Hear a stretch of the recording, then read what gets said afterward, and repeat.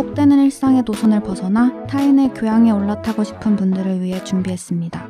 본격 지식, 생각, 시선 투척 방송 개별 교양 환승센터 63회 선택편 지금 시작합니다.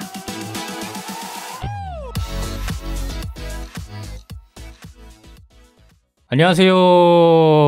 안녕하세요. 반갑습니다. 자기소개를 먼저 하고 시작을 해보겠습니다. 저는 정치사회와 문화 콘텐츠를 좋아하는 장빈둥입니다. 다양한 문화를 넘나들며 공연과 미디어의 세계를 탐방하고 싶은 유랑킴입니다. 세상 모든 비주류와 마이너 감성을 좋아하는 허유생입니다. 문화와 예술을 즐기는 따뜻한 인상주의자 김순트입니다. 반갑습니다. 반갑습니다. 오늘은 댓글과 후원을 먼저 읽어보고 시작을 해보겠습니다.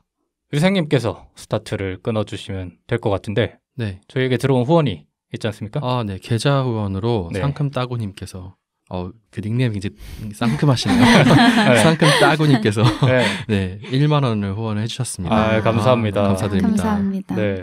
더불어서 댓글도 남겨주셨는데요. 커뮤니티에서 개교환센 추천글을 보시고 네. 지금 정주행을 하시고 있다고 해요. 보고 깜짝 놀랐어요. 네. 어떤 커뮤니티지?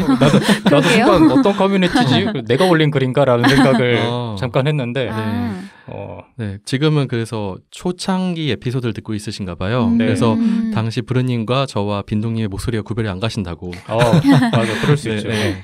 그래서 조금 많이 들으시다 보면은 또 구분도 가시고 이제 최근 에피소드 넘어오시면은 유랑님의 목소리도 들으실 수 있으니까 네, 끝까지 정주행 부탁드립니다. 네, 아마 그 댓글을 읽어보니까 저희를 좀 응원하는 마음에서 더 오래 했으면 좋겠다라는 바람을 그 후원 안에 담아주신 것 같아요. 맞습니다. 그래서 저희가 보내주신 마음을 바탕으로 더 오랫동안 상큼따구님이 약간은 좀 질릴 때까지 저희가 해보겠다는 약속을 드리겠습니다. 계좌 후원해주신 분들 덕분에 네. 저희가 녹음을 원활하게 할 수 있는 것 같아요. 네, 녹음을 아주 가볍게 할 수 있습니다. 맞습니다. 네, 너무 감사드립니다. 늘 약간의 부담은 있었는데 저희를 도와주신 덕분에 저희가 더 오랫동안 할 수 있을 것 같다는 말씀을 드리면서 다음 누구 읽어볼까요? 순트님? 네. 제가 먼저 읽어보면 네. 관뚜껑님이 네. 저희 진행하고 있는 에피소드에 댓글을 많이 달아주고 계세요. 쭉 계세요. 네, 장난 아닙니다. 맞아요. 저희가 새로 유입되신 분인가 보다, 네. 새로 듣기 시작하신 분인가 보다 했잖아요. 네. 그런데 노틸러스 님이셨습니다. 네. 네. 그때 제 기억으로는 노틸러스 님께서 네. 또 이제 시작을 하고 있다. 저희 방송을 그렇게 남겨주셨는데 닉네임을 좀 변경하셨나 봐요. 네. 그래서 댓글 많이 달아주고 계시는데 네. 저희 구독자 330명 돌파한 것도 축하해 주시고 네. 그리고 제가 진행했던 에피소드에도 댓글을 많이 다셨더라고요. 네. 꼭 순트님이 그건 아니지만 그건 아니지만 네. 그래도 의미 있는 댓글을 많이 달아주셔가지고 맞아요. 네, 소통을 했는데 너무 감사했습니다. 네, 저희가 특히나 예전 에피소드들에도 댓글을 많이 달아주고 맞아요. 계셔가지고 네. 저희가 새까맣게 잊고 있던 기억들을 덕분에 이렇게 꺼내게 되고 그때 했던 이야기들을 또 지금의 시점에 맞춰서 다시 한번 생각하게 되는 것 같아서 아주 영광입니다. 네. 또 관뚜껑님께서 공군 출신이라고 저와 또 이제 공감대를 형성해 주셨습니다. 네, 저는 이제 서산에서 근무를 했는데 관뚜껑님께서는 진주에서 근무하셨다고 해서 더 반가웠습니다. 네. 유랑님도 읽어주시죠. 네, 저는 포스카11님께서 읽어주신 댓글을 읽어봤는데요. 네. 영화 빌리 엘리어트랑 뮤지컬 공연 실황 버전을 둘 다 보셨대요.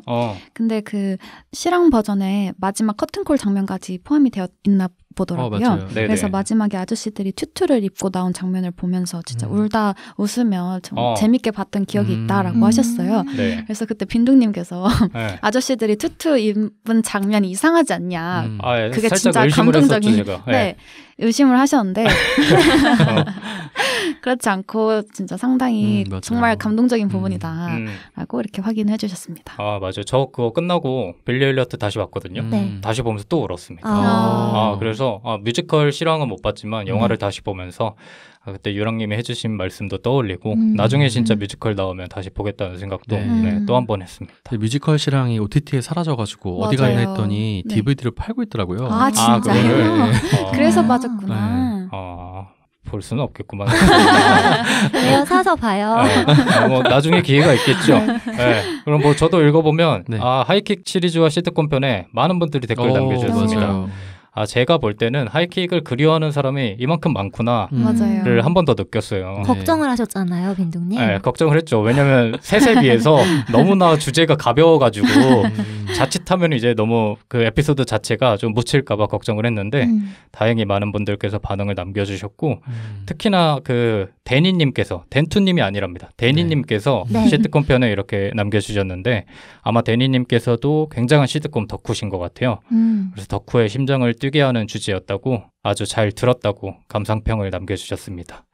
그리고 이렇게 감상평을 남겨주시는 거에 더해서 저희가 나눈 대화들에 관한 그 청취자분들의 의견들도 남겨주시는 분들이 많잖아요. 네. 그럴 때마다 저희가 한 번 더 대화를 하게 되고 이렇게 댓글을 언급하면서도 조금 부족했던 부분 혹은 모자랐던 부분을 채워갈 수 있는 것 같아서 이 부분들이 정말 더 감사하게 느껴지는 것 같습니다. 또 저희가 이제 읽어드린 댓글 외에도 되게 많은 댓글이 달렸는데 이번에 댓글을 달아주신 분들을 차례차례 언급을 드리면 호주 해날두님, 관뚜껑님, DJ 띠오님, 상큼따구님, 가영찍님, 포스카11님, 데니님, 김사파리님, 달달보름님, 돌체파르니 엔텐님까지 이렇게 많이 댓글을 달아주셨습니다. 네, 감사합니다. 감사하죠? 네, 감사합니다. 저희가 이렇게 남겨주신 댓글을 무럭무럭 먹어서라도 먹는다는 표현이 좀 이상하고 네, 무럭무럭 받아서 무럭무럭 댓글을 받아서 무럭무럭 자라나겠습니다. 네. 말이 꼬이네요. 네, 뭐 어쨌든 댓글은 이 정도로 마무리를 하고 오늘은 선택편의 세 번째 에피소드죠. 네. 유랑님께서 준비해 주셨습니다. 네, 저는 오늘 이제 모터사이클, 그러니까 흔히 말하는 오토바이에 대해서 조금 이야기를 해보려고 합니다. 다들 뭐 출퇴근할 때나 주요 이동 수단이 어떻게 되시나요? 이동수단. 뭐 오토바이를 타는 사람은 없지 않습니까? 저는 안 타죠. 네, 저는 보통 걸어 다닙니다.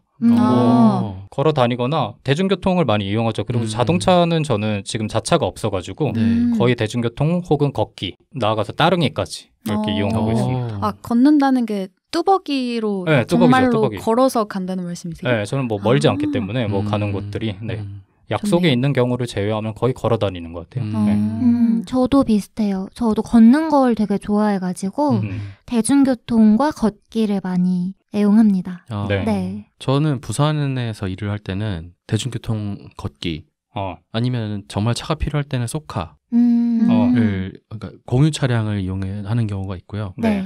이제 본가로 이제 올라오면은 그때는 차를 많이 이용하죠, 자차를. 네. 다들 현재 그 이동 수단에 만족하시나요? 뭐 차를 사고 싶다거나 그런 생각을 하셨는지. 근데 차를 이용하다가 만약에 뭐 사정에 의해서 자차를 이용하지 않으면 그 감정이 느껴질 것 같은데 저는 자차를 이용해 본 경험이 없기 때문에 특별히 막 불편함을 느낀 적이 없는 것 같아요. 특히 뭐 주변 친구들이 그런 얘기 많이 하잖아요. 자차가 있어야 뭐 데이트하기도 편하고 좀 더 먼 곳을 편하게 다닐 수 있다고는 하는데 애초에 뭐 그럴 일이 뭐 크게 없기 때문에 데이트를 잘 안 하시나요? 어디 좀 가요. 보통은 이제 걸어 다니기 때문에 뚜벅이 2명이서 이제 보통 생활하기 때문에 아직까지는 저한테 불편함은 없는 것 같아요. 저는 운전을 했을 때 생각보다 내가 되게 과감한 사람이구나 이걸 깨닫고 무서움이 딱 생기더라고요. 그래서 그 후로는 운전보다는 대중교통과 걷기를 애용하는 것 같아요. 그래서 지금 만족합니다. 네, 누군가 운전해주는 걸 타고 이동하는 게 오히려 속 편하더라고요. 근데 그게 예를 들어서 본인이 운전만 안 했지 대중교통이 아닌 다른 사람의 자차를 이용하는 건 또 편하잖아요. 그건 편하죠. 누구한테 그래? 그거 나름대로 좀 이상한 거 아닌가? 왜냐면 저는 그 자차가 조금 불편하다고 말한 것 중에 하나의 요인은 좀 멀미가 나요.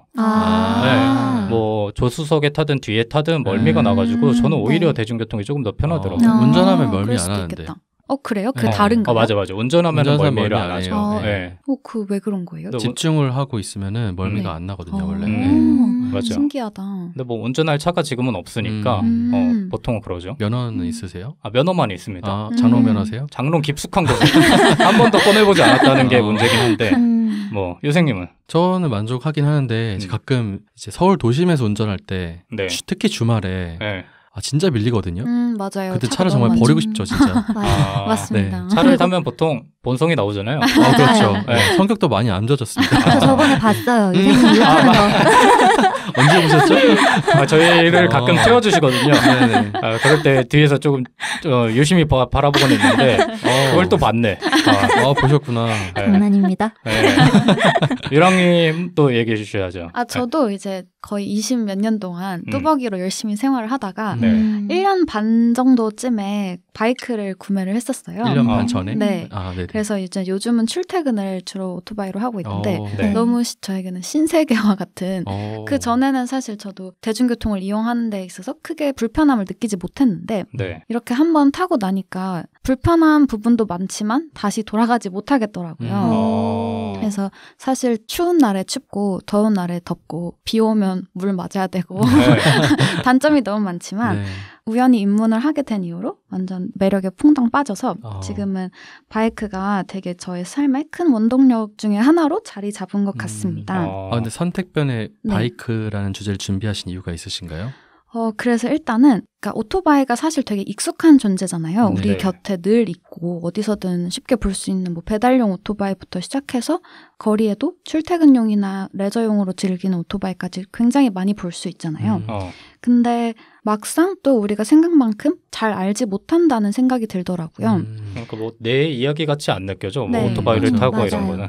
그래서 막연히 타보고 싶은 로망은 있었는데 정작 입문을 할지 말지 자체를 망설이는 분들도 있을 것 같기도 하고 또 입문을 하려고 하는데 정보가 없어서 실제로 입문하기까지 장벽을 느끼는 분들이 좀 있으셨을 것 같아요. 저 또한 입문할 때 그런 장벽을 느꼈기 때문에 그런 분들을 위해서 좀 선택의 가이드를 제공해 줄 수 있는 정보를 제공하고 싶어서 이렇게 선택편에 엮어보았습니다. 되게 약간 말씀하신 대로 되게 좀 저한테는 비현실적으로 다가오거든요. 그러니까 오토바이를 타고 뭐 이걸로 뭐 이동을 하고 이런 것 자체가. 그런데 저희 가끔 이제 녹음하기 전에 그 입구에 보면은 녹음실 입구에 보면 오토바이 한 대가 항상 세워져 있을 때가 있어요. 보면은 이제 유랑님 건데 저희가 그래서 보여주라고 하니까 이제 좀 부끄러우셨는지 먼저 가라고 하시다가 저희한테 한번 들키지 않았어요. 맞아요. 타고 다니는 모습을 저희한테 들켜가지고 그때부터 조금 현실 감각이 되살아난 것 같아요. 그래서 진짜 내 주변에 이렇게 있는 사람이 이렇게 타는 모습을 보니까 되게 좀 공감도 되고 뭐 그래서 오늘 얘기가 더 흥미롭게 들리지 않을까 싶은데 저는 사실 오토바이 하면 긍정적인 이미지는 아니거든요. 맞아요. 그래서 아예 저의 선택지 안에는 존재하지 않았어요. 그래서 오늘 들어보면 선택지에 들어올 수도 있을까? 이런 생각이 들어요. 맞습니다. 그러니까 긍정적인 이미지가 아니라는 게 뭐 도로에 보면 너무 맞아요. 약간 위험하죠. 위험하게 운전하시는 분들도 많죠. 맞아요. 그런 것 때문에 뭐 그런 점을 오늘 뭐 해소해 주시겠죠? 어떻게 해소할지는 모르겠지만 어쨌든 아무튼 그래서 저도 사실 2년도 채 타지 않은 발인이지만 제가 아는 선에서 제 애정을 담아서 열심히 준비했으니까 혹시 청취자분들 중에서도 라이더분들이 계시다면 제가 놓친 부분도 채워주시고 또 경험도 같이 들려주시면 좋겠습니다. 좋습니다. 그럼 먼저 오토바이에 대해서 개괄적으로 소개를 해드릴게요. 사실 오토바이라는 명칭을 우리가 제일 많이 쓰긴 하지만 뭐 모터사이클, 모터바이크, 이륜차, 바이크 등의 다양한 이름들이 있죠. 그 중에서도 오토바이라는 명칭이 가장 널리 쓰이긴 하는데 이 명칭은 어디서 유래됐을까요? 일본 아닐까요? 맞습니다. 딱 느낌이 일본인데. 맞아요. 사실 이건 대표적인 제플리시 중에 하나예요. 그러니까 일본식 영어 중에 하나예요. 그래서 영어권에서는 모터사이클, 모터바이크, 바이크 등으로 불리는데 그래서 영어권 국가에 가서 오토바이크 뭐 이런 식으로 얘기를 하면 우리가 생각하는 오토바이를 의미하는 경우가 아예 없진 않지만 보통은 전동 자전거나 자동 변속기가 달린 자전거를 칭하는 경우가 많다고 합니다. 그래서 그런 혼선이 있을 수 있지만 오늘은 그냥 편한 이해를 위해서 오토바이라고 불러보도록 하겠습니다. 근데 진짜 말씀하신 대로 뭐 생각해보면 이게 일본어에서 파생됐다고 추측할 수는 있지만 이거를 생각을 안 하면 그냥 자연스럽게 막 외국에 가서도 막 물어볼 것 같아.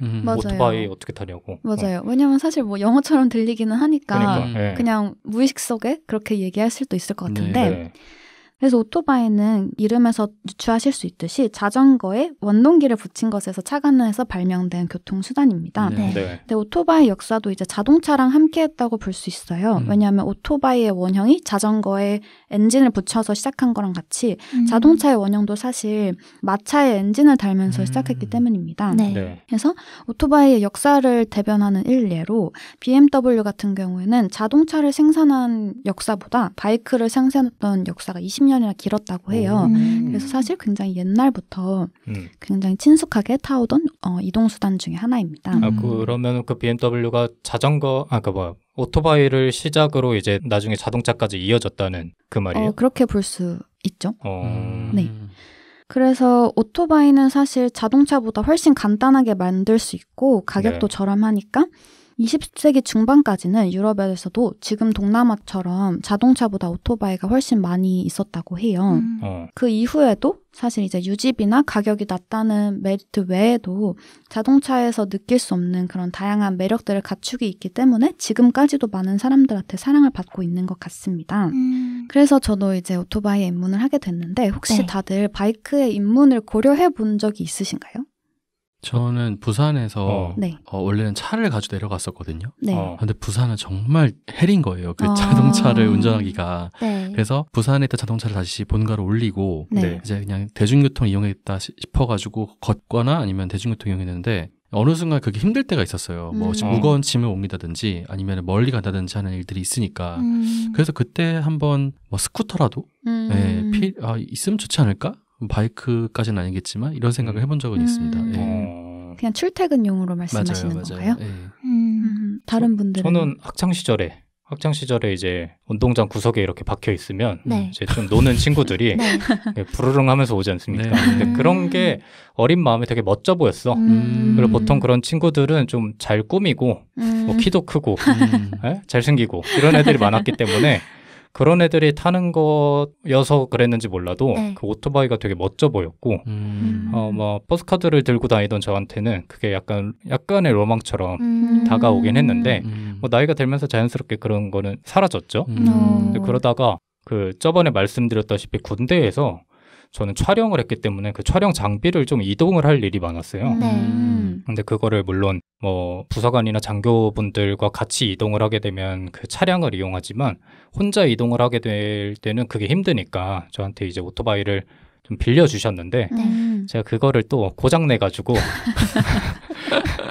거리에서 한번 대차게 넘어져가지고 오토바이가 부서졌거든요. 그래가지고 몰래 이제 풀숲에 갖다 놓고 풀숲에 갖다 놨다고요?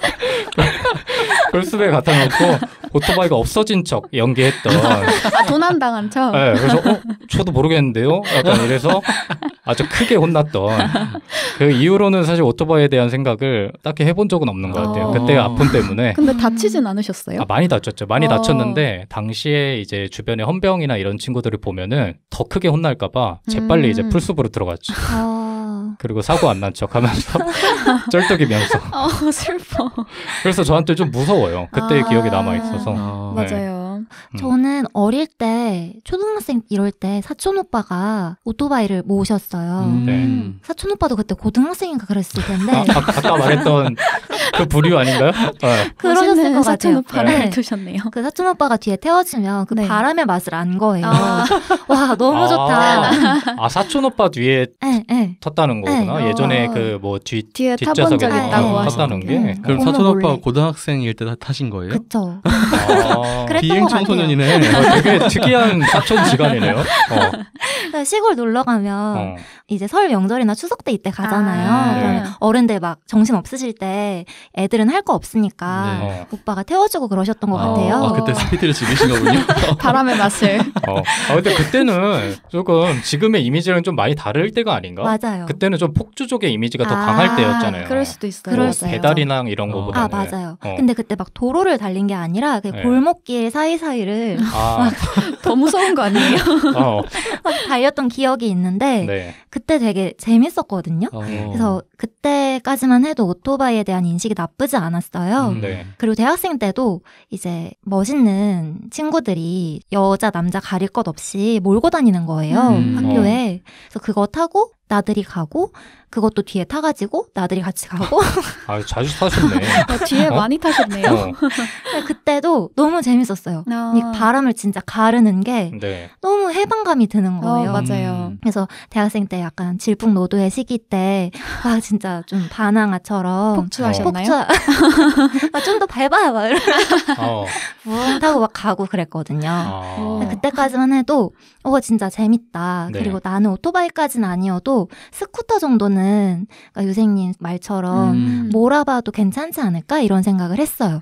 그런데 나이가 좀 더 드니까 그리고 면허를 따고 이러다 보니까 도로 상황이 보이잖아요. 네. 그렇죠. 그러면은 너무 위험한 상황을 연출하는 그 오토바이 분들이 많으신 거예요. 맞아요. 네. 그래서 이제 그때부터 겁이 생기면서 제가 도로에 있을 때 옆에 가는 것도 무섭고 주변에 있는 것도 무섭고 타겠다는 생각은 전혀 그때부터 안 한 것 같아요.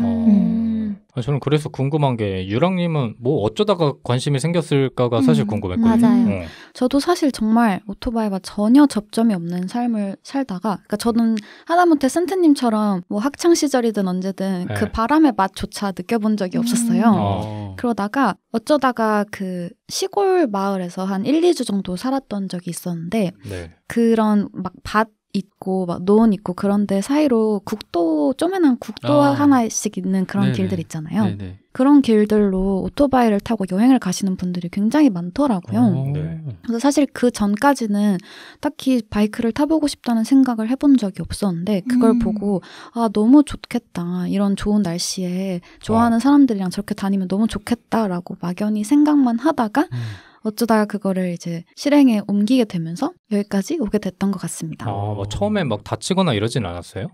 그래도 저는 다행히 주변에 바이크를 좋아하는 지인분이 있었어요. 그래서 그분한테 이제 그 원포인트 레슨을 받으면서 안전하게 입문을 했던 케이스고 사실 저는 되게 겁이 많아서 네. 그렇게 처음 배우고 나서 실제로 도로에서 타기까지 굉장히 오래 걸렸어요.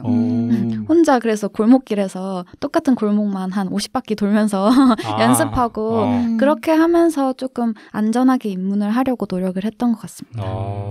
그렇구나. 네, 그래서 지금은 그래서 이제 울프라는 125cc짜리 작은 바이크 하나랑 KTM 390 어드벤처라는 조금 큰 바이크 하나를 가지고 있어요. 두 개나 있어요? 네, 맞아요. 뭐 용도가 달라요? 네, 용도가 달라요. 그래서 울프 같은 경우에는 출퇴근용으로 쓰고 KTM은 더 장거리를 가거나 오프로드를 갈 때 써요. 저희가 본 건 뭐예요? 그건 KTM 390 어드벤처라는 바이크예요. 그래서 오프로드 성향이 들어가 있는 타이어를 일반 도로에서 타면 괜히 뭐 이유 없이 닳기도 하고 네. 괜히 키로수만 올라가니까 그리고 차도 상대적으로 크다 보니까 시내에서 출퇴근할 때 쓰기엔 좀 어렵더라고요. 그래서 원래는 이제 작은 바이크를 타다가 큰 거로 이제 기추라고 하죠. 그 기기를 추가? 하고 네. 기기 추가? 네네네. 하고 옛날 거를 팔려고 했는데 네네. 아예 용도가 다르다 보니까 그냥 두 개 다 갖고 있게 되더라고요. 그래서 저는 사실 입문할 때 당시에만 해도 이렇게 성능이 다른지도 몰랐고 네. 뭐 거기에 쓰이는 부품도 다른지도 몰랐고 너무 몰랐다 보니까 사실 무턱대고 입문을 하게 된 케이스였는데 저와 같은 좀 막막함을 느끼시는 분들이 있을 것 같아요. 그래서 그런 분들을 위해서 이제 바이크에 대한 개괄적인 설명을 좀 드리고 혹시나 먼 미래에 뭐 다양한 이유로 오토바이를 구매하게 된다면 참고하실 수 있는 가이드를 드리는 차원에서 네. 패널분들 같은 경우에 뭐 출퇴근용으로 타고 싶다는 분들도 계셨고 네. 그 바람의 맛에 재미를 느꼈다는 분들도 계시니 네. 좀 취향에 맞는 오토바이를 추천을 드리려고 합니다. 아무튼 그래서 바이크 종류에 대해서 조금 설명을 해드리려고 해요. 네. 일단 가장 쉽게 나누면 배기량으로 나눌 수가 있는데 그거는 우리나라 면허 체계 때문입니다. 사실 오토바이를 운전하기 위해서는 당연히 운전면허가 필요하잖아요. 네. 근데 유럽이나 뭐 미국, 유럽 같은 국가는 배기량에 따라서 면허 종류가 한 3개에서 5개까지 되게 많다고 해요. 네. 근데 우리나라 같은 경우에는 125cc를 기준으로 원동기 면허랑 이종 소형 면허 2가지로만 구분이 됩니다. 그래서 125cc 미만은 원동기 면허가 필요하고 네. 이거는 1종이나 2종 보통 면허로도 운전이 가능합니다. 네. 그래서 운전 면허가 있으신 분들은 스쿠터 정도는 추가로 면허를 따지 않고도 타실 수는 있어요. 저는 125cc의 네. 그 기준이 잘 이해가 안 돼서 그런데 125cc면 뭐 어느 정도인 거예요? 흔히 볼 수 있는 스쿠터들 있잖아요. 쪼매난 스쿠터들. 그거는 보통 125cc고 그 배달 오토바이는요? 그것도 125cc. 배달 오토바이 중에 그 빨간색 시티 바이크라고 혹시 아시나요? 조그맣고 날렵한 맞아요. 건가요? 그 우체국 네네. 뭐 그런 오토바이 생각하시면 될 거예요. 그런 약간, 정도가 125cc고. 약간 그 느낌 있는 스쿠터 같은 것들은 다 일단 125cc 정도라고 보면 되는 거고. 느낌 있는 스쿠터들은 또 좀 클 수도 있어요. 그 베스파 그래요? 같은 거 말씀하시는 거죠. 그거는 맞아요. 조금 더 cc가 더 크게 나올 거고 125cc 같은 경우는 정말 작은 바이크나 클래식 바이크 중에서도 좀 되게 작은 바이크들 있잖아요. 걔네들이 125cc인데 사실 그 125cc 안에도 종류가 굉장히 많고 출퇴근용으로는 적합한 것 같아요. 네, 그래서 제가 타는 작은 바이크도 125cc입니다. 그거는 이제 면허만 갖고 있어도 탈 수 있다? 네네네. 근데 125cc를 초과하면 반드시 2종 소형 면허가 있어야 돼요. 네. 그래서 이거는 따로 취득을 하셔야 됩니다. 그거 뭐 면허 따는 영상을 봤는데 엄청 어렵던데 그것도? 진짜요? 어려운데 진짜 개판입니다. 왜요? 뭐 때문에? 나중에 말씀드리긴 할 건데 네. 면허 체계가 너무 그러니까 사실 범퍼카를 태운 다음에 너 이거 탈 수 있으니까 면허 줄게 이렇게 하는 거랑 거의 비슷한 체계라고 볼 수 있어요. 네네네. 그만큼 쉽게 딸 수 있다는 거예요? 네, 거의 돈 주고 학원에 가면 거의 돈 주고 바로 딸 수 있는 수준이고 뭐 운전면허 같은 경우에는 도로주행 같은 거 하잖아요. 네. 근데 바이크 면허는 도로주행마저 없어요. 그냥 기능에서 끝내? 네. 그냥 그 조그만한 시험장에서 코스만 몇 개 좀 예를 들어 S자라든지 굴곡이 좀 있는 길을 통과한다든지 그런 정도의 코스를 주행하는 것만 보면 끝나는 거예요. 그래서 사실상 어떠한 정말 도로주행에 필요한 어떠한 교육도 이루어지지 않고 면허를 주기 때문에 굉장히 위험합니다. 뭐 연습을 크게 안 해도 탈 수 있는 거면은 사고율하고 좀 직결되겠네 이런 거. 맞아요. 네. 진짜 문제가 많습니다. 네. 그 얘기는 뒤에 조금 더 자세히 다뤄보도록 하고요. 아무튼 그래서 배기량으로 나누는 분류가 있는데 125cc에서 250cc 미만의 바이크는 쿼터급이라고 부릅니다. 그래서 말씀드렸던 것처럼 125cc 이상이려면 2종 소형 면허가 필요하고요. 근데 사실 125cc랑 250cc 사이의 바이크가 거의 없어요. 그래서 보통은 스쿠터 미만, 그러니까 125cc 미만 타던 사람들이 조금 더 흥미를 느끼거나 경제적인 여유가 있어서 그 다음 단계로 올라갈 때 이 쿼터급을 타게 되는데 일단 배기량이 곧바로 2배 정도 뛰기 때문에 그 차이를 되게 뚜렷하게 느낄 수 있을 거예요. 그래서 자동차에 비해서 주행 성능이 좀 떨어지기는 하지만 일반 4륜 자동차랑 비슷한 속도로 달릴 수 있다고 생각을 하시면 됩니다. 그 다음이 이제 400cc부터 600cc 소위 미들급이라고 불리는 클래스인데요. 이때쯤 되면 이제 가속력이나 최고 속도가 일반 자동차를 능가하기 시작합니다.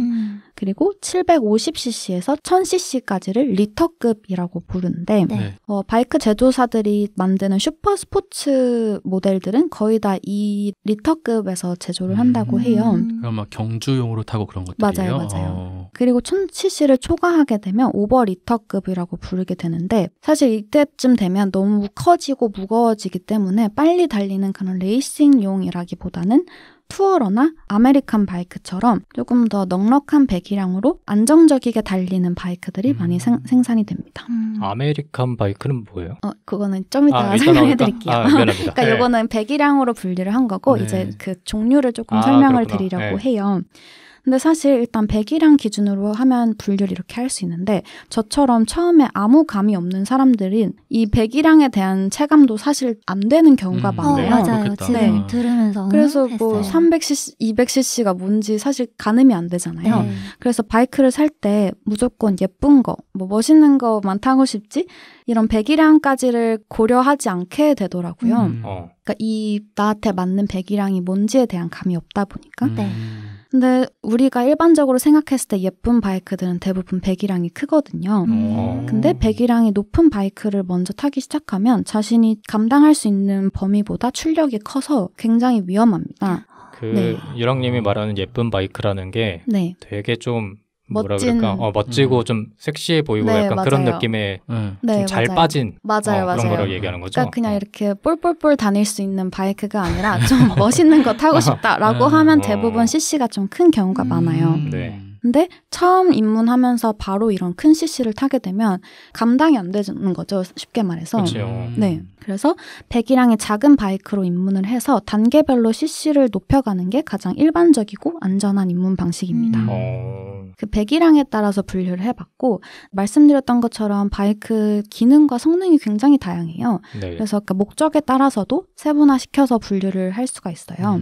아마 가장 친숙하게 봤던 바이크가 언더본일 거예요. 말씀드렸던 것처럼 배달용으로 쓰이는 그런 바이크들을 언더본이라고 하는데 언더본의 의미가 뭐예요? 카울이 그러니까 프레임이 아래로 휘어서 언더본이라는 프레임이 뭐죠?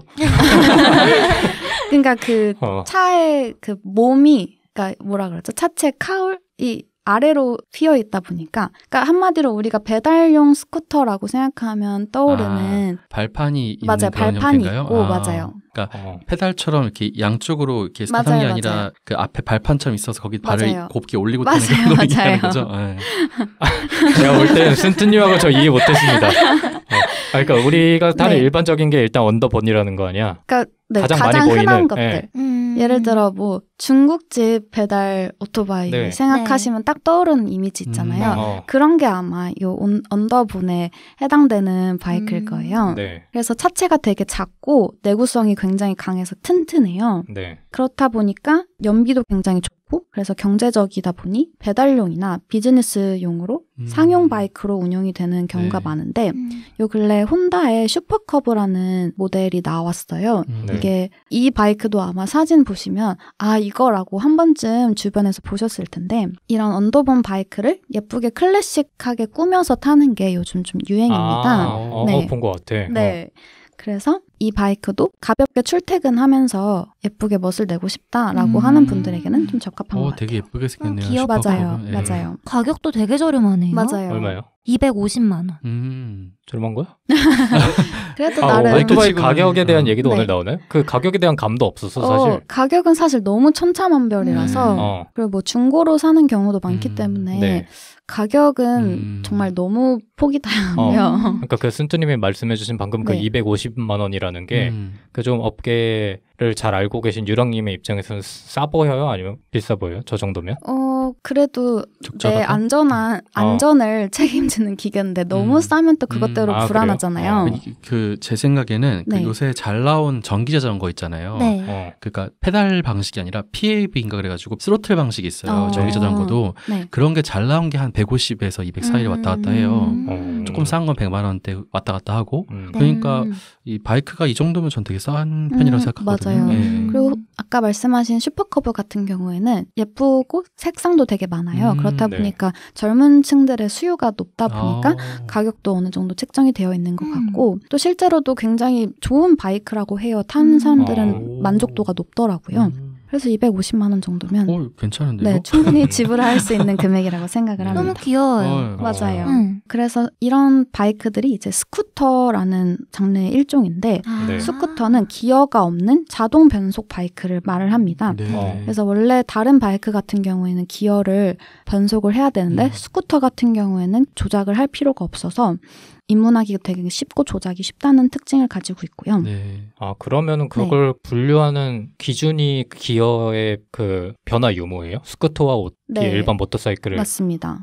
스쿠터는 그렇게 구분하는구나. 기어가 있고 없고로 구분을 합니다. 그래서 스쿠터 같은 경우에는 일반적으로 연비가 되게 좋고 내구성도 뛰어나서 출퇴근을 하거나 도심에서 좀 부담 없이 타기에 적합합니다. 그래서 아까 유생님께서 출퇴근용으로 스쿠터를 타고 싶다고 하셨잖아요. 그럴 경우엔 굉장히 경제적으로 잘 타실 수 있는 유형입니다. 갑자기 막 지름신이 가나? 그러면 내가 타다가 넘어진 게 스쿠터였나 본데요? 그래요? 네, 저는 기어 변속을 한 그 기억이 없거든요. 그래요? 뭐 딘동님한테 큰 걸 맡겼겠어요. 왜 기초적인 걸 타다가 나는 넘어졌다는 거 아니야? 좀 자존심이 상하는데. 네. 그렇고 이제 그 다음부터는 우리가 생각하는 기어 변속이 되는 바이크들인데요. 네. 네이키드라는 장르가 있어요. 우리가 흔히 오토바이라고 하면 연상되는 형태의 그런 바이크를 네이키드 바이크라고 합니다. 네. 그래서 명칭에서도 알 수 있듯이 차체를 감싸는 그 외장 카울이 없어요. 그러니까 그 스쿠터 같은 경우에는 이 프레임이 있잖아요. 그러니까 발을 올려놓을 수 있고 이렇게 철로 된 부분들이 많잖아요. 네. 근데 한마디로 네이키드 바이크 같은 경우에는 차체를 감싸는 그 카울 부분이 많이 없어서 엔진이 드러나 있는 거예요. 그러니까 한마디로 그 쇠로 엔진을 커버하는 부분들이 많이 없다라는 뜻이에요. 그래서 이름 네이키드예요? 네, 맞아요. 그러다 보니까 더 위험해 보이는 것 같아요. 맞아요. 근데 멋있어요. 멋있어요? 네. 진짜요? 전 약간 내장 나온 그거 맞아요. 그러니까 자동차에 예를 들어 그 앞 철판이 없다고 생각하시면 돼요. 이런 오토바이들이 보통 라이더 재킷 입고 맞습니다. 멋있는 분들이 이제 딱 타시는 그런 맞습니다. 오토바이. 맞아요. 일단 네이키드 바이크 같은 경우에는 종류도 되게 많고 배기량도 작은 것부터 큰 것까지 종류가 굉장히 많아서 선택의 폭이 넓습니다. 그래서 처음에 입문을 하게 될 때 이런 네이키드 바이크로 입문하게 될 확률이 가장 높습니다. 바이크를 좋아하시는 분들은 주로 이쪽으로 입문하시나요? 또 다른 것 같아요. 완전 클래식한 모델을 또 좋아하시는 분들도 있잖아요. 네네. 이제 다음 소개해드릴 종류가 클래식 바이크인데 흔히 우리가 알 수 있는 약간 힙한 거리에 있는 예쁜 바이크들 있잖아요. 좀 클래식하고 레트로한 느낌의 바이크들이 이런 클래식 바이크입니다. 자전거처럼 생기긴 했네요. 맞아요. 약간. 자전거처럼 생겼고 실제로 2차 대전 당시에 군납품으로 보일 법한 그런 복고적인 외형을 가지고 있어요. 이게 약간 옛날 전쟁 영화나 외국 전쟁 영화나 이럴 때 약간 조종사들이나 파일럿들이 타는 그런 약간 그런 느낌? 맞아요. 그런 거에서 발전된 형태라고 생각을 하시면 돼요. 그러니까 어떤 느낌이냐면 지금 찾아보니까 되게 우리가 생각하는 그 일반적인 바이크보다 되게 얄쌍하고 되게 가벼워 보이고 빨리 갈 것 같은 느낌이 드네요. 약간 메뚜기 같이 생겨가지고. 맞아요. 근데 이거는 이제 그런 성능은 사실 비슷할 수도 있는데 이 모양 때문에 좋아하시는 분들이 많아요. 되게 예쁘게 생겼고 레트로 유행을 따르는 사람들이 좀 즐겨 찾는 카테고리인 것 같아요. 네. 그래서 로얄 엔필드나 트라이엄프 같은 브랜드 혹시 들어보셨나요? 들어봤을 리가요. 우리가 아는 건 혼다에서 멈춥니다. 네, 이런 클래식 차량을 주로 만드는 대표적인 회사들이 몇 개 있어요. 그래서 그런 곳에서 만드는데 사실 진짜 굉장히 예뻐요. 딱 보면 예쁘다라는 소리가 나올 정도로 예쁩니다. 예쁘다에 썩 그렇게 공감을 못하겠지만 그래도 뭐 어떤 느꼈어요. 느낌을 말하는지 알 것 같아요. 그래도 예쁜데요, 진짜. 여성분들이 되게 좋아하실 것 같아요. 맞아요. 그래서 이제 그 하위 개념으로 이제 카페 레이서라는 장르가 있어요. 카페 레이서요? 네. 그래서 클래식 차량인데 좀 더 고속 주행이 가능하도록 경주용으로 개조한 형태를 말해요. 네. 근데 이름에서 유추하실 수 있듯이 카페에서 카페를 빨리 다니는 경주를 했대요. 네. 그래서 뭐 그런 레이스의 거점이 되는 곳이 카페였고 그래서 카페에 모여 있다가 다른 카페로 빨리 가는 경주를 하거나 뭐 카페에서 주크박스 음악을 하나 틀어놓고 그게 끝나기 전에 돌아오는 사람이 이기는 뭐 그런 게임 같은 거를 많이 했다고 해요. 그래서 바람을 막기 위해, 그러니까 고속 주행을 해야 되니까 바람을 막기 위해서 앞에 로켓 같은 형태의 카울을 더 추가로 부착을 하거나 조금 더 전투적인 자세로 탈 수 있게 핸들이 낮게 만들어져 있다는 그런 특징이 있습니다. 사람이 그럼 거의 이렇게 엎드려서 타는 형태인가? 맞아요. 네. 이거 찾아보니까 약간 에일리언 같이 생겼어요.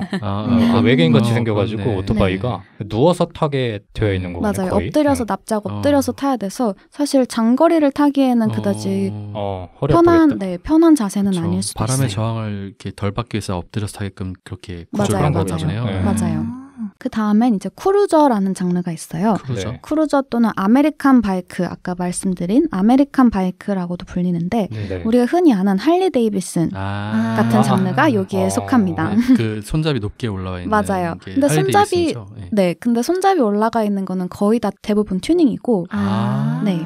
일단 시트가 되게 넓고 시트고가 낮아서 다리를 되게 편하게 내려놓을 수 있고 수납 공간이 많고 배기음이 크고 속도보다는 그런 토크감을 중요하게 여기는 그런 특징이 있어요. 토크감이 뭐예요? 그러니까 쉽게 말해서 속도 빨리 가는 것보다는 엔진의 이 고동감을 느끼면서 네, 맞아요. 그걸 느끼면서 가는 건데 실제로 할리 데이비슨 같은 경우에는 되게 그 멋있는 아저씨들이 느긋하게 달리잖아요. 그 이유가 엔진에서 말발굽 소리가 난다는 게 특징이에요. 근데 그게 너무 빨리 달리면 안 난다고 해요. 그래서 그 소리를 한껏 느끼면서 간지로 그런 거를 좋아하는 거구나. 네, 맞아요. 그래서 이거는 빨리 가는 목적의 바이크가 아니고요. 네. 또 어떤 측면에서는 안전한 것도 있는 게 워낙 차체가 크다 보니까 그 자체로 갖는 안정성도 있고요. 그래서 속도보다는 뭐 그런 안정성을 목적을 두고 타는 바이크입니다. 최민수님이 타는 바이크가 이거 같아요. 맞아요, 할리 데이비슨. 근데 저는 궁금한 게 그 최민수님도 그렇고 이런 할리 데이비슨 같은 그 오토바이를 타는 사람들은 왜 그렇게 두건 같은 거를 저도 그게 굉장히 궁금하더라고요. 그 두건에 그 항상 그 특유의 패션이 있잖아요. 맞아.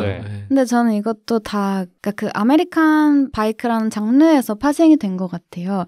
일단 미국에서도 그렇게 탄다고 전 얼핏 들은 것 같고 저도 제가 관심 있는 장르는 아니라서 잘 모르지만 어쨌든 그 엔진의 고동감과 그 말 발굽 소리를 느끼면서 달려야 되잖아요. 그러니까 거기에 맞는 외형으로 맞춰진 게 아닌가. 두건을 쓰면 뭐 잘 들리나? 좀 간지죠, 간지. 그러면은 그거는 뭐예요? 라이더 자켓을 굳이 입는 이유는 뭐예요? 간지. 그러니까 그것도 그냥 멋이에요? 뭐 예를 들어서 뭐 방풍의 효과도 조금 있겠죠. 근데 저는 이게 방풍만은 아니다라고 느낀 게 이 할리 타시는 분들은 한 여름에도 라이더 자켓을 고수하시더라고요. 그런 분들 봤어요. 이 사람들뿐만 아니라 본인도 가끔 이제 라이더 자켓을 입잖아요. 그래서 그런 이유도 사실 멋이 조금 더 큰 거예요? 방풍이 일단 제일 큰 것 같고요. 저 같은 바람을 경우는. 막아주는 거? 네. 왜냐하면 사실 빨리 달리면 추운 이유가 바람 때문이거든요. 그래서 바람을 막기 위해서 가죽이나 바람막이 재질의 그런 옷을 입는 경우가 큰데 그 중에서도 이제 바이크를 타는 분들 중에서 패션에 굉장히 예민하신 분들이 많잖아요. 그런 분들이 자신의 개성이라든지 뭔가 패션 감각을 뽐낼 수 있는 수단 중에 하나가 그런 예쁜 자켓인 것 같아요. 아니 이게 차 같은 경우는 어떻게 썬팅이 된 차 내부로 숨으니까 맞아요. 뭐 추리하게 입고 타도 되는데 이제 오토바이 같은 경우는 자신을 한껏 뽐내면서 타지 않습니까? 사실 저 같은 느낌이 있구나. 찐따야 아무거나 그냥 걸치고 타지만 굉장히 멋있는 분들이 많고 그런 분들은 뭐 예를 들어 바이크의 색깔이나 느낌에 맞춰서 코디를 하시기도 하고 TPO에 맞추는 거죠? 어떻게 맞습니다. 보면. 신기하다. 약간 이런 이유도 있지 않을까요? 내 몸이 노출돼 있으니까 혹시라도 사고 나면은 보호하려고. 그런 의미도 있고. 맞아요. 보호대도 사실 많이 낄수록 좋은 거기도 하고요. 그리고 여름에 무조건 덥다고 반팔을 입지 않는 이유도 덥다고 무조건 하면 살이 너무 타기 때문에 진짜. 어쨌든 긴 옷을 입는 게 저는 좋긴 한 것 같아요. 그 다음은 스포츠 바이크가 있어요. 레플리카 바이크라고도 불리는데 서킷을 타거나 도로에서 되게 큰 소리와 함께 빠른 속도로 달리는 이런 질주형 바이크를 생각했을 때 떠올릴 법한 그런 외형을 가지고 있습니다. 그래서 공기의 저항을 최소화해야 되기 때문에 네이키드 바이크와는 다르게 앞에랑 뒤에까지 카울이 감싸고 있고요. 유선형으로 생겼어요. 그래서 이거는 고속 주행을 목적으로 하는 바이크고 알차라고도 불립니다. 알차요? 레플리카의 R을 따서 알차. 알차? 네네네. 알파벳 알차? 네, 맞습니다. 이게 되게 비싸 보인다. 맞아. 네. 이걸 타신 분들은 시내에서도 엄청난 고속 주행을 하시는 분들이 많죠. 폭주적 분들? 요새도 있나? 폭주족이? 양 분들이요? 바람의 맛을 즐기는 요새 분들. 있어요. 요새 저희 집 근처에 그 도로가 뻥 뚫려 있는 네. 도로가 있단 말이에요. 네. 새벽마다 진짜 장난 아니에요. 막 부항 하면서 누가 지나가? 그 무리가 네. 새벽마다 사촌 오빠 아니에요? 아니요? 잘 계시죠? 알겠습니다. 네. 맞아요. 요즘 또 날씨가 좋다 보니까 그렇게 밤에 같이 라이딩을 즐기는 분들이 많은 것 같기는 하더라고요. 예전에 뉴스를 본 적이 있어요. 어떤 그 신도시 같은 데 있잖아요. 거기는 아직 차가 많이 안 다니니까. 근데 밤마다 그런 경주가 이루어지고 있다는 그런 뉴스가 나온 적이 있거든요. 아이고야. 네, 그래서 주변 주민들이 막 고통을 호소하는 그런. 맞아요. 고통스러워요. 맞아요. 맞습니다. 어쨌든 그렇게 빨리 달리려면 소리도 굉음이 나기 때문에 그런 문제가 있기는 합니다. 그 다음은 이제 투어러라는 장르인데요. 투어러? 네. 투어러. 이름에서 유추하실 수 있듯이 뭔가 오토바이 여행을 다니기에 굉장히 적합한 수납 공간이 크고 출력도 넉넉하고 배기량이 큰 그런 오토바이 장르입니다. 경찰분들이 타시는 약간 그런 느낌도 좀 있는데요? 맞아요. 되게 큰 바이크죠. 그래서 오토바이 여행을 하다가 부딪힐 수 있는 여러 상황들이 있을 거 아니에요. 그런 상황을 고려해서 만들다 보니까 뭔가 올라운드 플레이어의 느낌이 있기도 하고요. 근데 보시면 아시겠지만 덩치가 정말 크고 그렇다 보니까 출퇴근용으로는 적합하지 않습니다. 이거 출퇴근 이걸로 하면 정말 정말 많은 시선을 한 번에 받을 수 있겠네요. 관종이라면 추천드립니다. 근데 이제 뭐 근교를 가거나 여행 갈 때는 사실 뭐 승차감도 굉장히 편할 것이고 짐을 수납할 수 있는 공간도 많기 때문에 장거리 여행을 가기에는 되게 좋은 바이크라고 생각이 됩니다. 약간 경운기 느낌도 나요. 맞아요. 이 정도의 규모라면 사실 거의 차랑 다름이 없다고 생각을 해요. 이거 되게 안전해 보이는데요, 엄청? 네, 나름 안전하겠죠?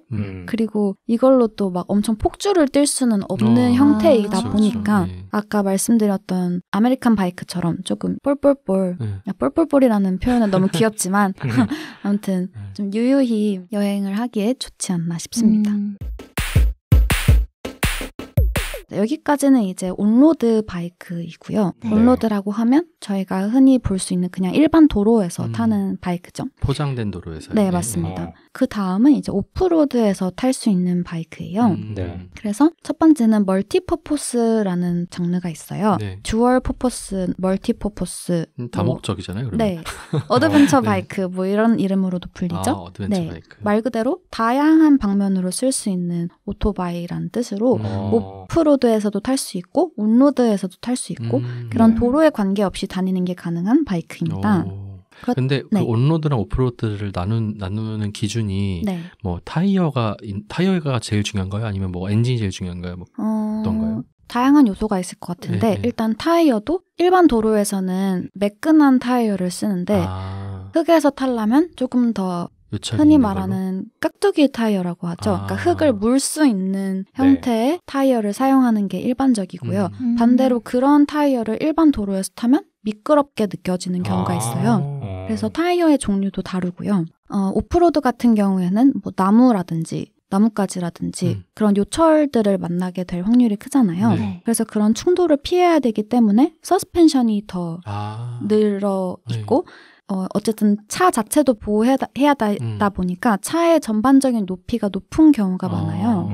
그래서 사실 시트고가 다른 일반적인 바이크에 비해서 높습니다. 제가 타는 그 KTM 390 어드벤처라는 바이크도 이 멀티퍼포스 바이크인데요. 사실 그 출퇴근용 바이크 같은 경우에는 두 발이 땅에 닿는데 이 바이크는 시트고가 굉장히 높기 때문에 까치발로 해도 잘 안 닿는 경우가 많아요. 그래서 칠자라고 하죠. 그러니까 한 발을 딛고 한 발은 걸치고 있는 형태로 타야지 그러니까 서 있을 때 그 칠자로 서 있어야 하는 정도로 시트고가 높아서 약간 기울여가지고요. 그러니까 오토바이는 가만히 있고 몸이 걸쳐져 있는 거죠. 네. 그래서 사실 여성분들에게는 처음에 입문하기에는 조금 어려울 수도 있어요. 어쨌든 차체가 높다 보니까. 하지만 이 멀티퍼포스 장르만의 매력도 상당하죠. 어쨌든 캠핑을 간다던가 뭐 모토 캠핑을 간다던가 그럴 경우에는 일반 도로로 가다가 산에 진입해야 하는 경우가 있으니까 그런 경우에 굉장히 유용하게 쓰일 수 있습니다. 유랑님은 약간 그런 캠핑 목적도 있으셔가지고 그런 걸 사신 건가요? 원래는 모토 캠핑을 하고 싶어서 이 장르를 사게 됐었는데 지금은 모토 캠핑보다는 그냥 오프로드 가는 거 자체에 너무 큰 매력을 느껴서 그렇게 타고 있습니다. 이제 마지막으로 엔듀로 바이크가 있어요. 엔듀로요? 네. 엔듀로? 네.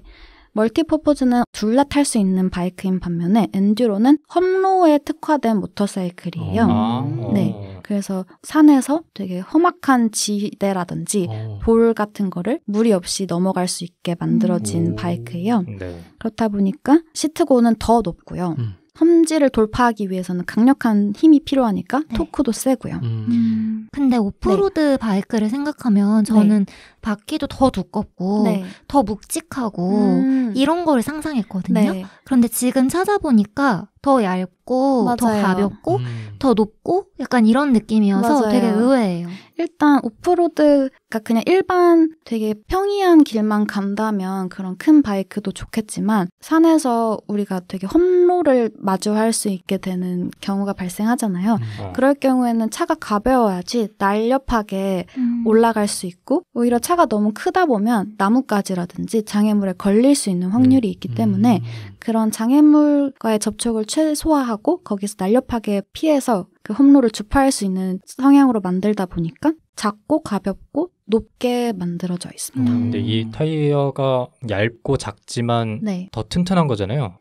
튼튼하기도 하고 타이어에 이렇게 블럭 같은 게 달려 있어요. 그러니까 우리가 흔히 생각하는 매끈한 타이어가 아니라 거기에 블럭이 달려 있어서 예를 들어서 같은 뭐 이런 네 맞아요. 돌기가 달려 있어서 예를 들어 언덕을 올라갈 때 매끈한 타이어면 계속 미끄러질 거 아니에요. 근데 그런 돌기가 있으니까 흙을 이렇게 물고 올라갈 수 있는 거예요. 그래서 얇기보다는 그 생김새, 그러니까 면이 매끄러운지 아닌지에 따라서 오프로드, 온로드 타이어를 구분할 수 있는 것입니다. 그 등산화 울퉁불퉁한 것처럼. 네, 맞아요. 아무래도 그리고 타이어 탄성이라는 것도 더 좋지 않을까요? 그럴 수도 있겠네요. 아무래도 험한 길을 달려야 되니까. 그리고 아까 서스펜션 얘기도 하셨지만 뭔가 이렇게 넘다 보면은 갑자기 좀 점프를 하게 되거나 그런 경우도 있으니까 맞아요. 쇼크 충격을 없어 이런 것들. 맞아요. 흡수할 수 있게 서스펜션이 늘려져 있기 늘어나야 되기 때문에 차체 자체가 높이가 더 높은 경우가 많죠. 그래서 막 그 광고 같은 거 보면은 갑자기 산에서 갑자기 팍 튀어나와서 맞아요. 딱 착지했는데 이렇게 한번 출렁하면서 그 충격을 흡수해주는 장면들이 나오는데 맞아요. 그런 것들이 이런 거군요. 맞아요. 이렇게 정말 우리가 생각했던 것보다 종류도 다양하고 성능도 다양하다는 거를 알 수 있고 바이크 회사도 사실 정말 다양해요. 우리가 알고 있는 바이크 회사들 중에 좀 제조 기술이 뛰어난 제조 국가는 일본, 독일, 이탈리아 등의 그런 2차 세계대전 추축국들이 많은데요. 패전 이후에 자동차 생산 공장들이 많이 파괴가 됐고 일본이나 독일 같은 국가들은 유엔에게 전범 기업으로 지정이 된 경우가 많아서 사륜 자동차를 생산을 할 수가 없었다고 해요. 그래서 그에 대한 대안으로 오토바이부터 생산을 다시 하기 시작하면서 일어난 경우가 많다고 합니다. 그래서 뭐 두카티나 BMW, 혼다, 야마하, 카와사키, 스즈키 이런 바이크 회사들이 다 이때부터 오토바이를 생산을 했다고 합니다. 그러면 앞서서는 이제 바이크 종류에 대한 설명을 드리면서 선택의 가이드를 드렸다면 이제는 오토바이 자체를 입문할까 말까 망설이는 분들을 위해서 이야기를 해드리려고 해요. 그래서 바이크를 탔을 때 장점이 뭐가 있는지 반면에 어떤 위험이나 단점이 있는지를 좀 말씀드리려고 합니다. 뭐 평소에 synth님 같은 경우에는 오토바이에 대해서 부정적인 인식이 있다고 하셨는데 다른 분들은 좀 생각이 어떠셨나요?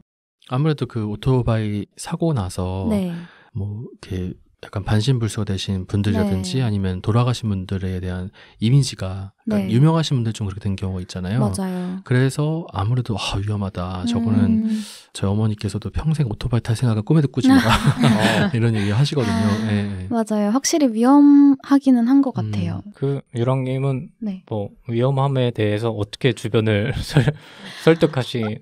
저는 설득을 그러니까 하지 않은 방법을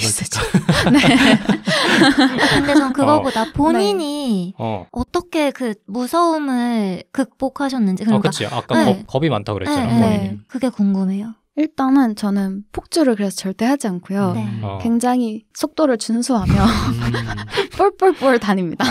저 궁금한 게 하나 있는데 항상 그 오토바이 타시는 분들이 차와 차 사이를 비집고 다니시잖아요. 맞아. 그래도 원래 되는 거예요, 근데? 안 되죠. 그죠? 네, 안 되고 사실 저는 그게 너무 무섭더라고요. 그래서 저는 웬만해서 차 사이 주행은 안 하려고 해요.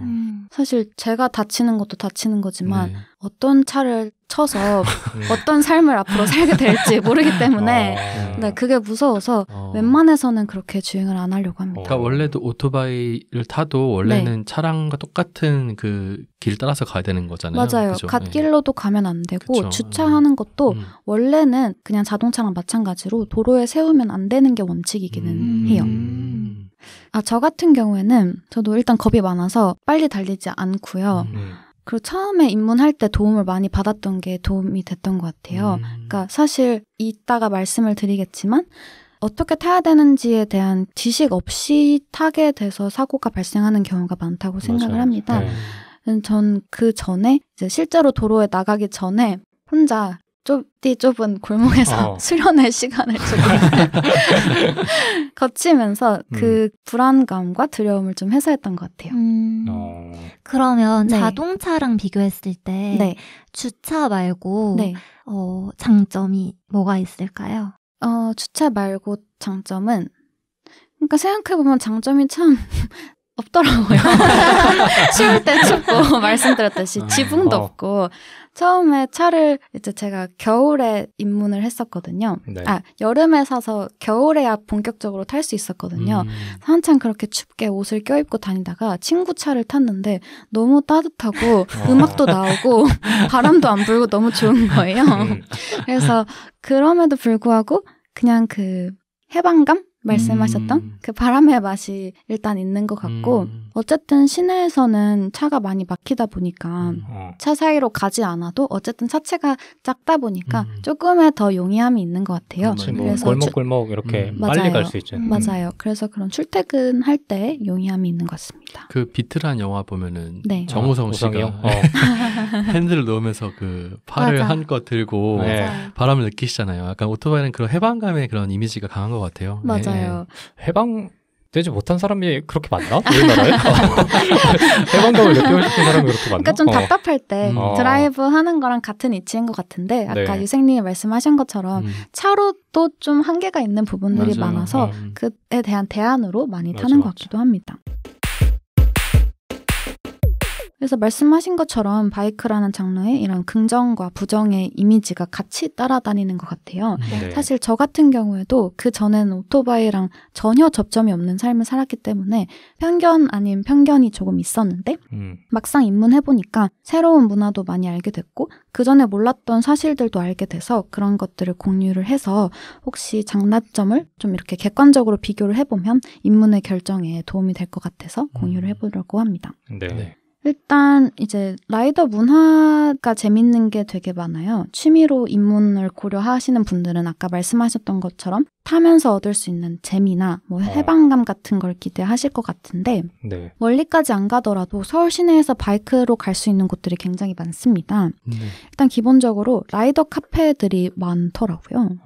서울대 뭐 성수나 홍대 같은 경우에도 유명한 라이더 카페들이 몇 개 있고 다른 지역으로 가면 주차 공간의 제약을 덜 받다 보니까 그런 넓은 라이더 카페들이 많아요. 그래서 그냥 바람 쐬러 그런 데를 그러니까 늦게까지 하는 경우가 많으니까 바람 쐬러 가기에도 좋고요. 뭐 잠수교라든지 팔각정 같은 나름 그들 사이에 스팟들이 몇 개 있어요.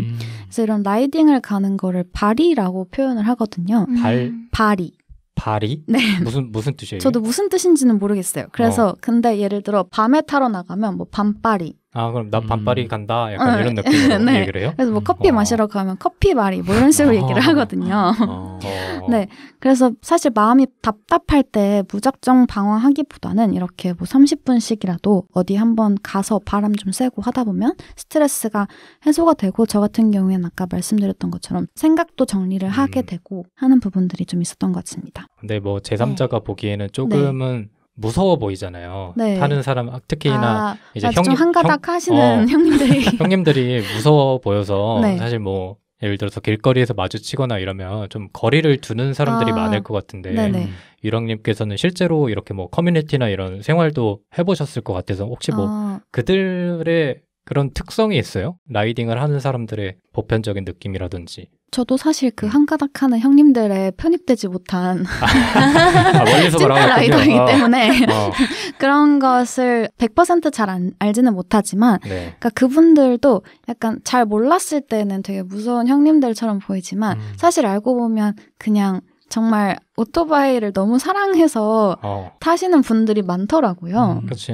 그러니까 정말 우리가 아는 취미처럼 대하시는 분들이 많더라고요. 그래서 이제는 뭐 그런데 가더라도 구석에서 조용히 눈을 깔고 있는 건 매한가지지만 아무튼 그런 편견이 조금 더 없어졌던 것 같아요. 원래는 오히려, 저도 무서운 사람들이다라는 좀 편견이 있었는데 그렇지 않고 그냥 진짜 이거를 취미처럼 즐기는 사람이구나라는 인식이 좀 더 생겼던 것 같습니다. 술 먹고 뭐 난동 부리고 이런 거에 비하면 훨씬 되게 건강하고 뭐 건전한 취미라고도 볼 수 있죠. 맞아요. 그래서 뭐 휴가나 주말에 여행을 가는 경우도 많은데 이렇게 바이크 타고 멀리 놀러 가는 거를 투어를 간다고 표현을 해요. 그래서 뭐 경치를 보면서 드라이브 하는 거랑 마찬가지죠. 네. 근데 이럴 때 헬멧에 세나라는 기계를 달고 다니는 경우가 많은데 쉽게 말해서 블루투스 무전기 같은 개념이에요. 이 장치를 달면 같은 시스템을 갖춘 사람들끼리 연결이 돼서 네, 무전기처럼 채널을 맞춰서 이야기를 하면서 갈 수가 있어요. 신기하다. 네, 그래서 이제 경치를 보면서 좋아하는 사람들이랑 같이 수다 떨면서 어디를 갈 수 있다는 것 자체가 되게 재밌고 좋더라고요. 전혀 몰랐어요. 네. 그 블루투스면 그러니까 어느 정도 가까이 있는 사람들끼리니까 다 같이 그 오토바이를 타고 가는 건가요, 그러면? 얘기를 하면서? 네. 그래도 꽤 멀리까지 되는 것 같아요. 아, 그래요? 네, 그래서 채널만 맞추면. 사전에 막 맞춰놔야 돼요? 뭐 예를 들어서 뭐 어디 바리를 가고 있는데 옆에서 나랑 비슷한 애가 달리고 있어. 그럼 들어올 수도 있어요. 그러니까 무전기랑 똑같아요. 무전기네 그럼. 네, 그럼 옆에 가서 똑같아요. 야 어디 가냐? 뭐 이래.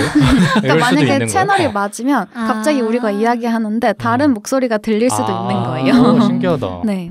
저 TV에서 이거 봤는데 그 대장님이 그래서 맨 앞에 서면서 그 도로 상황도 알려주시고 하더라고요. 맞아요, 앞에 맞아요. 뭐가 있고 뭐 조심해야 되고 맞아요. 재밌겠네. 맞아요. 그리고 또 굉장히 귀여운 문화가 하나 있는데 왜 버스기사 아저씨들이 마주치면 손인사하는 것처럼 바이크 타는 사람들도 길에서 마주치면 손인사나 목례를 하는 경우가 굉장히 많습니다. 그게 서로 알아서 하는 게 아니었군요. 네. 그래서 뭐 시내에서는 사실 잘 안 그러는데 놀러 갈 때 마주치면 되게 반갑더라고요. 그래서 바이크 기종이나 크기에 상관없이 반대편 차선에서 마주친다거나 신호에서 같이 걸리거나 하면 인사를 하는 그런 귀여운 문화가 있습니다. 근데 확실히 아까 말씀하신 것처럼 좋은 점만 있지는 않은 것 같아요. 많은 분들이 언급하신 것처럼 굉장한 위험을 수반한 취미는 맞는 것 같습니다. 일단 기본적으로 자동차는 천장도 있고 벽도 있고 뭐 프레임 안에 있다 보니까 나를 보호해줄 수 있는 것들이 있지만 오토바이 같은 경우에는 가속도는 빠른데 넘어질 가능성도 높고 뭐 몸 자체가 차체 외부에 노출되어 있다 보니까 사고가 발생하면 충격량이 일반 자동차에 비해서 훨씬 높은 건 맞는 것 같아요. 그리고 보호 장비라고 해봤자 뭐 헬멧이라든지 부츠, 슈트 정도인데 이런 장비들도 뼈가 부러질 거를 조금 덜 부러지게 해주는 정도인 것 같지 큰 부상 자체를 막아주지는 못하는 것 같아요. 그래서 도로에서는 사실 나만 조심해서 탄다고 되는 게 아니고 남이 박으면 뭐 어떻게 할 수가 없는 것도 사실인 것 같습니다. 그래서 자동차도 마찬가지지만 오토바이 같은 경우에는 더더욱 방어 운전을 하면서 타야 되는 것 같고요. 이렇게 위험을 수반한 이동수단인데도 불구하고 아까 말씀드렸던 것처럼 면허 체계가 되게 형편이 없다는 것도 심각한 문제인 것 같습니다. 그 면허학원에서 저도 면허를 땄는데 거기에 가면 정말 범퍼카 같은 차를 줘요. 그래서 그걸로 정해진 코스만 돌면 면허증을 주는데 기어를 변속할 수도 없고 속도를 바꿀 수도 없고 그냥 모든 게 정말 주행만 할 수 있게 맞춰진 범퍼카 같은 차로 운전할 수 있는 기능만 보는 거예요. 그래서 운전자라면 당연히 알아야 할 뭐 방향 지시등 켜는 방법이라든지 기어 변속을 하는 방법이라든지 이런 것들은 평가 항목에서 배제가 되어 있고 사실 넘어진 바이크를 세우게 되는 것도 그냥 막 힘으로만 할 수 있는 게 아니거든요. 바이크도 상당히 무거워요. 근데 이런 세우는 방법 같은 것도 알려주지 않고 도로 주행도 하지 않고 정말 아무한테나 주는 거죠. 네. 그래서 아까 말씀하신 것처럼 다른 주행자들의 특성도 파악을 할 수 없고 그냥 도로로 던져지게 되는 것 같습니다. 그래서 이렇게 부실한 면허 취득 과정이 있기 때문에 대형 사고로 이어지는 경우도 많은 것 같고요. 네. 확실히 좀 개선이 되어야 하는 문제인데 마땅히 교육을 받을 수 있는 곳도 없다는 문제가 있습니다. 그래서 운전면허 학원에서도 이런 거 저런 걸 물어봐도 다 어차피 다 따로 배워야 한다라고 하고 진짜? 제대로 알려주지 않더라고요. 근데 밖에 나가서도 제대로 된 라이딩 스쿨이 없어서 대부분 지인을 통해서 그냥 아름아름 배우게 되는 경우가 많은데 이런 지식들은 전문적인 지식이 아니다 보니까 어느 정도 한계가 있는 것 같고 그렇기 때문에 굉장히 위험한 것 같습니다. 네. 전문 용어로 후루꾸라고 그러죠. 맞아요. 후루꾸? 위험해요. 네. 근데 심지어 보험도 그다지 운전자를 보호해주지 못한다는 문제가 있습니다. 네. 그래서 오토바이의 번호판을 달려면 자동차랑 마찬가지로 보험을 가입을 해야 되는데 네. 오토바이는 처음에 종합보험을 들어주지 않아요. 그래서 보통은 책임보험으로 시작을 하게 되고 자차나 자손보험 자체가 아예 막혀져 있는 경우가 많아서 네. 그러니까 한마디로 내가 다치면 내 몸에 대한 보호가 전혀 안 되는 거죠. 네. 그리고 있더라도 자동차에 비해서 운전자가 다칠 위험이 훨씬 크기 때문에 보험료가 굉장히 비쌉니다. 아, 그래요? 그래서 많은 라이더들이 그냥 포기하는 경우도 안 많고, 하고? 네, 안 하고 마는 경우가 많고, 그렇다 보니까 이렇게 위험에 노출되어 있음에도 불구하고 좀 보호받지 못하는 그런 문제점이 있는 것 같습니다. 그래서 종합적으로 되게 장단점이 많은 이동수단인 것 같아요. 네. 만약에 타게 된다면 아까 말씀드렸던 것처럼 욕심내지 말고 저배기량부터 천천히 입문을 해서 안전하게 타는 게 굉장히 중요한 것 같고요. 네. 근데 그럼에도 불구하고 그런 불편함과 위험을 상쇄시키는 매력이 있는 것도 분명한 것 같습니다. 네. 그래서 만약에 고려를 하고 계신 분들이 계시다면 오늘의 방송을 통해서 조금 더 감을 잡아서 예를 들어 혼자 서치를 할 때라도 조금 더 도움이 됐으면 하는 바람이고요. 네. 모두가 되게 안전한 이런 네. 바이크 라이프를 즐기셨으면 하는 바람입니다. 네. 뭐 어떻게 들었는지 얘기해 볼까요? 네. 저는 뭐 할 말이 많아? 뭐 얘기하기도 전에 웃고 있어. 아니요. 네. 정말 미지의 세계를 탐방하고 온 것 같은 마치 우주에 갔다 오신 것 같아요. 같아요. 맞아요. 네, 우주에 갔다 온 것 같은 느낌이 드는데 들으면서 아까 종류 쭉 얘기해 주셨잖아요. 네. 그 투어러가 마음에 들더라고요. 안전지향적이시네요. 그래서 여행 갈 때 그런 거 탈 줄 알면은 좋을 것 같아요. 네, 뭐 빌려서 갔다 오면 되게 좋겠다 이런 생각이 들었고 네. 그냥 단순히 위험한 그 수단이라고 생각을 했었는데 위험한 수단이지만 그것도 맞지만 엄청난 매력이 있는 수단이구나라는 걸 느낄 수 있었던 것 같아요. 네. 네. 저도 약간 비슷하면서 좀 다른데 장점이 이렇게 많다라는 거를 오늘 사실 처음 알았어요. 그리고 종류도 그만큼 많고 사람들이 이거를 왜 타는지도 좀 더 알게 됐고 그런데 그럼에도 불구하고 그 단점 안에 있는 그 위험하다라는 부분이 사실 너무나 큰 것 같아요. 맞아요. 너무 치명적인 것 같아요. 그런데 우리가 생각하는 그 치명적인 부분만큼 타는 모든 사람들이 그 부분을 크게 고려하지 않는 것 같아서 조금 이전에도 그렇고 오늘도 그렇고 조금 안타까운 마음이 드는데 뭐 유랑님이 말씀해 주신 것처럼 그게 면허 따는 작업이든 아니면 교육 단계든 이런 부분에서 확실히 보완이 되고 이 단점 중에 하나라고 볼 수 있는 위험성이 얼마나 큰지가 모두한테 공감이 돼야지 그 사고율이 좀 더 줄어들 것 같아서 이 부분이 아무래도 그 바이크를 타는 사람이건 아니면 타지 않는 사람이건 모두가 함께 좀 노력해야 될 부분이 아닌가라는 생각도 해봤습니다. 맞습니다. 네. 전 너무 재밌었습니다. 저도 아예 모르는 세계에 대한 이야기였는데 일단 그 오늘 얘기해 주신 오토바이들 바이크들의 모습을 보는 게 너무 재밌었어요. 네, 찾아보면서 그 청취하시는 분들도 한번 들어보시면서 구글링 해보시면서 들으시면 정말 재밌을 것 같아요. 그래서 일단 그 너무 예쁘고요. 바이크들이 다 맞아요. 예쁜 바이크들이 진짜 많아요. 그래서 뭔가 그 다른 것까지는 어렵겠지만 출퇴근용으로 그 아까 말씀해 주신 혼다의 뭐였죠? 이름이? 슈퍼커브. 그 녀석은 한번 고려를 해볼 필요가 있지 않나? 이런 생각도 들었습니다. 맞아요. 네. 정말 주변에 타는 사람도 많고 근데 다 그렇게 입문을 해서 큰 바이크를 하나씩 타게 되더라고요. 다음 주부터 녹음실 앞에 바이크가 2개가 있을 것 같은데 뭐 어찌됐든 뭐 더 하고 싶은 얘기 없어요, 현랑님? 그러니까 저 같은 경우에도 그냥 그 처음에 타게 됐을 때 막막함이 너무 컸던 기억이 있어서 조금이나마 도움이 되고 싶어서 이런 특집을 좀 생각을 했던 것 같습니다. 근데 아까 말씀하신 것처럼 뭐 면허 체계라든지 법이 보호해주지 못하는 부분도 있지만 라이더 분들 중에서도 정말 좀 위험하게 타시는 분들이 많은 것 같아요. 소위 그 바람의 맛을 너무 느끼다 보니 그게 이제 자기 컨트롤할 수 있는 범위를 넘어서는 경우도 많은 것 같고 그래서 좀 거기에 대한 경각심을 가지고 확실히 타야 되는 부분도 있는 것 같고요. 그럼에도 불구하고 전 너무나도 되게 좋아하게 됐기 때문에 좀 많은 분들이 그 매력을 좀 같이 느꼈으면 좋겠는 바람도 있더라고요. 그러니까 사실 안 그러면 제 3자 입장으로 봤을 때는 아까 빈둥님이나 센트님이 말씀하신 것처럼 그 부정적인 이미지가 크게 박힐 확률이 높잖아요. 그런 부분들이 조금 더 해소돼서 2륜차나 4륜차 모두가 다 안전하고 건강한 그런 드라이빙 문화를 가질 수 있으면 좋겠다는 생각이 들었어요. 이것도 되게 공감되는 게 우리 같은 일반인들은 사실 라이더분들의 이야기를 들어볼 기회가 없잖아요.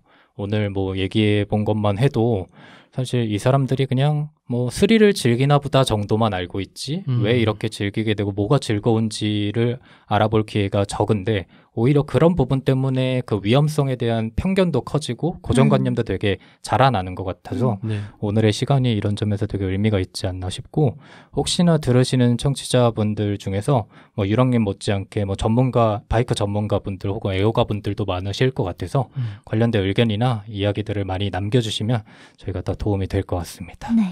네, 그러면 오늘 선택편의 3번째 에피소드 유랑님의 오토바이 이야기는 여기서 마치도록 하고 저희는 다음 주에 4번째 선택 에피소드로 돌아오도록 하겠습니다. 고생 많으셨습니다. 감사합니다. 감사합니다.